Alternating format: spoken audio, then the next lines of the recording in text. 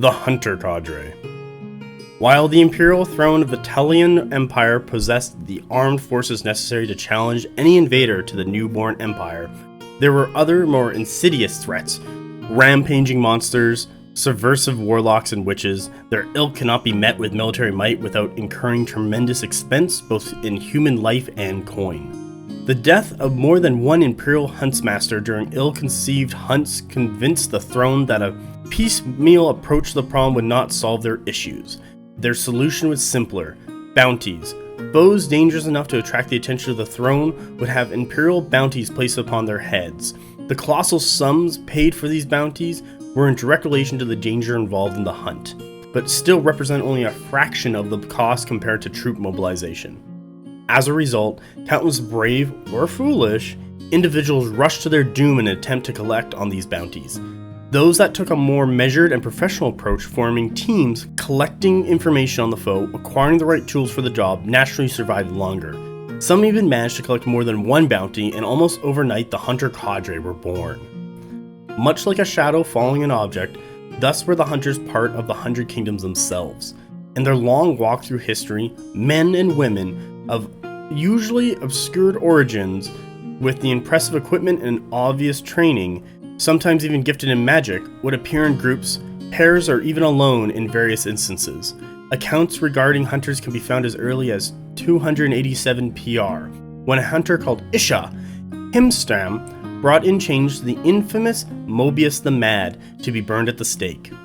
In 354 PR, a group of hunters are part of the defense against the forces of Svarglam, assigned to disrupt the wild shamans of the Waste and counter the blooded forces, while the unknown hunter was fighting side by side with the Order of the Sword against Skarglam himself. In 437 PR, the head of the Beast of Chivax is brought to the Count of Iris by one Celtic, who calls himself a hunter of the Cadre. The list of such events is long and uninterrupted throughout the history of the Talarian Empire, and the conclusion is simple. Long before they were recognized as an organized group, these elite bounty hunters had already established their own traditions, training regiments, and operation methods.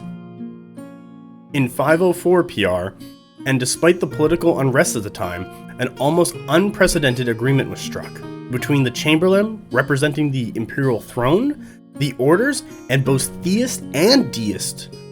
They recognized the Ventui Contests, hunters certified by the Four, a mercenary group of specially trained agents that would work under the mantle of the imperial throne, within the specific mandate of hunting the monstrosities that plagued mankind, and any mages, chapter or otherwise, whose use of their gifts did not lie within the established parameters of the Empire's charters.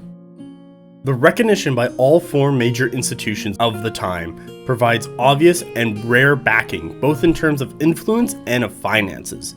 Even during the days of the dissolution, when the noble houses rushed to maim the corpse of the Empire, this armament of the Cadre was never even in discussion. Forgotten as an imperial armed force and always perceived as a useful agency instead, inevitably, this would work in the Cadre's favor.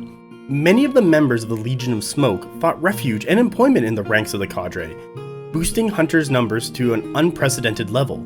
Soon, the obscure small groups of specialized agents would become still obscure, but now an elite armed force, operating both on bounties but also as a mercenary group for those who could afford them. Despite the obvious opportunity, the Chamberlain never tried to add the Cadre to his tools of pressure, respecting the independence of the operation the hunters had always had. Perhaps he did not have to, or some claim perhaps this is not entirely true. While the Amatic Cadre remains politically neutral, true to their original creed of hunting down renegade and rogue mages, as well as monstrosities that plague the lands, the sums they require for individual noble households for their services bordered on the ridiculous. At the same time, their long tradition of cooperating with the Imperial troops allows them to coordinate seamlessly in combat, and the Cadre itself seems to favor working with the command of those who truly know how to utilize them. Now, as the world descends into chaos, with all manners of enemies challenging the might of the kingdoms, the Cadre has chosen to heed the call. Equipped with their highly advanced crossbows, any number of poisons and acids, a variety of weapons and lesser magical heirlooms to fit all circumstances, the Hunter Cadre will be found where it is needed and do what is needed to be done.